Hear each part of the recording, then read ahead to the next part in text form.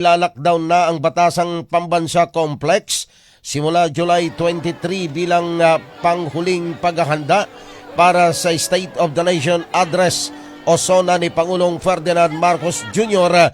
sa July 27. Sinabi ni retired Brigadier General Ferdinand Melchor de la Cruz, head ng House Sergeant at Arms, na magsasagawa ng isang final walkthrough sa July 25 bilang bahagi ng preparasyon sa loob ng Batasan Complex.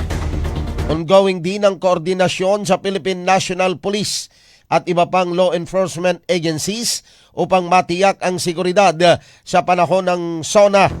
Bukod sa pagtiyak sa kaligtasan ng Pangulo at mga dadalo sa SONA, sinabi ni De La Cruz na may contingency plans din na nakalatag sakaling magkaroon ng masamang lagay ng panahon o iba pang natural na kalamidad.